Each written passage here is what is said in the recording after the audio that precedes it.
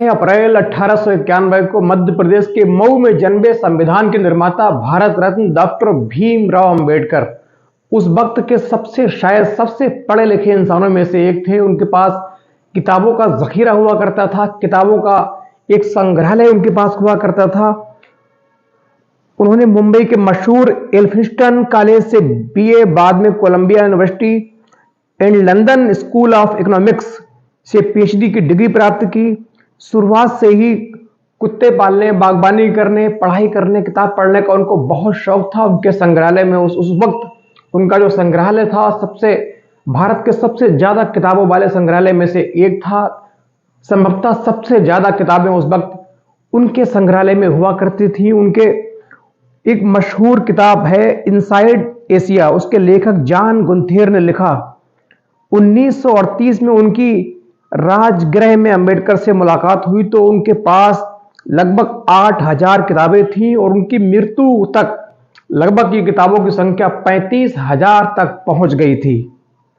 एक और बाबा साहब के सहयोगी रहे शंकरानंद शास्त्री ने अपनी पुस्तक my experiences and memories of Baba Saheb Bhimrao Ambedkar में लिखा, मैं रविवार 20 दिसंबर 1914 को दोपहर के वक्त उनसे मिलने गया तो वो खाना खाने की बजाय मुझे पुरानी दिल्ली की जामा मस्जिद की एक बाजार लेकर गए। उन दिनों जामा मस्जिद के पास जो बाजार थी वो पुरानी किताबों के लिए मशहूर थी। पुरानी किताबों का एक अड्डा, एक जखीरा वहां रहता था बिक्री के लिए। लिहाजा अंबेडकर उनको साथ लेकर के गए, वहां किताबें खरीदी और जब पता चला कि अंबेडकर साहब आने वाले हैं तो काफी लोगों की भीड़ इकट्ठा हो गई, लेकिन उन्होंने भीड़ पर ध्यान न देकर लगभग 2 दर्जन अपनी मनपसंद किताबें खरीदी।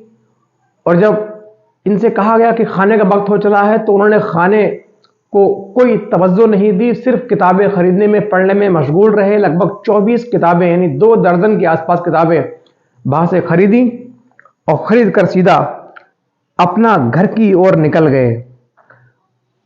एक बात और है, अंबेडकर साहब किसी को पढ़ने के लिए किताबें उधार नहीं देते थे। उनका कहना था जिसको किताबें पढ़नी है वो मेरे घर आइए, संग्रहालय आइए और मन चाहे जितनी किताबें पढ़नी हो किताबों को आके पढ़िए। किताबों के प्रति उनकी दीवानगी इस तरह थी, इस हद तक थी कि कभी कभी रात को पूरी रात किताब पढ़ते रहते। किताब पढ़ते पढ़ते सुबह हो जाती, सूर्य की किरणें उनके आंगन में आ जाती, लेकिन उनका किताब का जो पढ़ना है वो कभी खत्म नहीं होता था। और किताब पढ़ने में बिल्कुल बाहरी दुनिया से अलग हो जाते थे, उनको दुनिया का कोई ख्याल नहीं रहता था। एक बार एक व्यक्ति रात में उनके शाम के वक्त खाना खाने के बाद उनके संग्रहालय में पुस्तकें पढ़ने के लिए आया। उन्होंने बाबा साहब को देखा, वो एक पुस्तक पढ़ रहे हैं, लिहाजा उसने बाबा साहब के पैर छुए। बाबा साहब ने बिन देखे जोर से बोला, टॉमी ऐसा मत करो। और उसके बाद जब उन्होंने ऊपर की ओर देखा तो सामने उस व्यक्ति को देखकर बाबा साहब झेप से गए। दरअसल वो समझे थे कि ये मेरा कुत्ता मेरे साथ शरारत कर रहा है। वो किताब पढ़ने में इतने मशगूल थे, इतने लीन थे, उनको बाहर की दुनिया का कोई ख्याल नहीं रहता था। किताब पढ़ने में मशगूल रहते थे, किताब पढ़ने के बहुत शौकीन रहते थे। बाबा साहब हमेशा जहां जाते वहां किताब लेकर के आते। सुबह रात को आखिरी पहर में वो सोने जाते थे। रात के आखिरी पहर में सोने के बाद सुबह उठते, हल्का एक्सरसाइज करते, फिर नाश्ता करते, फिर अखबार पढ़ते। अखबार पढ़ने के बाद कोर्ट के लिए जब अपनी गाड़ी से निकलते तो रास्ते में पुस्तकें पढ़ते हुए जाते और वापसी में जब आते तो उनके पास 2-4 किताबों का एक बंडल होता जो वो इधर उधर से पढ़ने के लिए लेकर आते थे। किताबों के प्रति उनकी दीवानगी, जो प्यार है, उनकी इन सब बातों से अच्छी तरीके से पता रहता है। बागबानी में अच्छे अच्छे लोग उनसे पीछे रहते थे। उनका जो लान है खूबसूरत पेड़ों, खूबसूरत फूलों से हमेशा सजा रहता था। अपने फूलों से बेहद प्यार किया करते थे। अपने जो उनका जो कुत्ता है उससे भी बेहद प्यार किया करते थे। दरअसल एक बार उनके कुत्ते की मृत्यु हो गई तो अंबेडकर जी काफी देर तक बहुत जोर, मोटे मोटे आंसुओं से फूट फूट कर रोए थे। कुत्ते के प्रति उनकी जो दीवानगी है इस घटना से साफ जाहिर होती है। उनको नशे से बहुत चिढ़ थी, नशा करने के बिल्कुल खिलाफ रहते थे, नशा कभी नहीं करते थे। घर के कामों में भी मौका मिलने पर हाथ बटाया करते थे। उनके साथ काम कर चुके देवी दयाल ने बताया, उन्होंने अपनी पुस्तक में लिखा था कि वे खाना एवं पकवान कभी कभी खुद बनाते थे और एक बार सितंबर 1944 को उन्होंने अपने हाथ से खाना एवं पकवान बनाया और सबको खिलाया। बाबा साहब को सरसों का साग और मूली बनाना और खाना बहुत पसंद था। एक बार उनके घर का नौकर सुदामा है, वो फिल्म देखने, रात का शो, नाइट शो में फिल्म देखने जाता है। वापसी में उसको आने में काफी देर हो जाती है।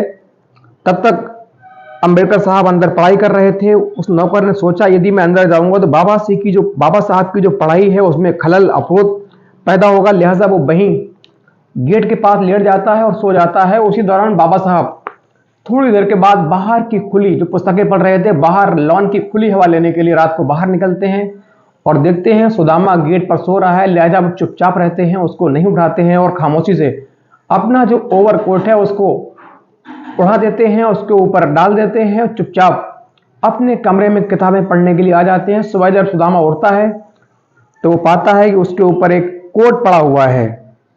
31 मार्च 1950 को मशहूर उद्योगपति घनश्याम दास बिरला के बड़े भाई जुगल किशोर बिरला उनसे मिलने आए। क्योंकि कुछ दिन पहले अम्बेडकर ने गीता की एक सभा में आलोचना की थी, इसलिए बिरला ने उनसे पूछा, आपने गीता की आलोचना क्यों की थी? तो वो तो हमारी बहुत बड़ी धार्मिक किताब है, आपको छुआछूत से कोई दिक्कत है तो मैं उसके सुधार के लिए योगदान के तौर पर 10 लाख रुपए, यानी उस वक्त की बहुत बड़ी एक कल्पना करने वाली रकम 10 लाख रुपए देने को तैयार हूं। इस पर बाबा साहब ने कहा, मैं अपने आप को किसी को बेचने के लिए नहीं पैदा हुआ हूं। मैंने गीता की जो आलोचना है की क्योंकि इससे समाज को बांटने की शिक्षा दी गई है। बाबा साहब पढ़ाई के इतने शौकीन थे कि कभी कभी बाहर से आते वक्त बिना कपड़े बदले ही पढ़ने बैठ जाते थे। एक बार किसी ने उनकी दावत की तो उन्होंने कहा कि मेरे लिए खाना मेरे घर से ले आओ, क्योंकि आने जाने में 1 घंटा बर्बाद होगा और उस 1 घंटे में समाज की भलाई के लिए कुछ काम कर लूंगा, कुछ किताबें पढ़ लूंगा। जीवन के अंतिम पड़ाव में भीमराव अंबेडकर साहब वायलिन बजाना सीखने लगे थे। वायलिन बजाते रहते थे घंटों, इस सांसारिक मोह से दूर हटकर एक अपनी धुन में रहकर वायलिन बजाकर अपना जो जीवन है व्यतीत करते थे और धीरे धीरे 6 दिसंबर 1956 को इस दुनिया को हमेशा हमेशा के लिए अलविदा कह गए।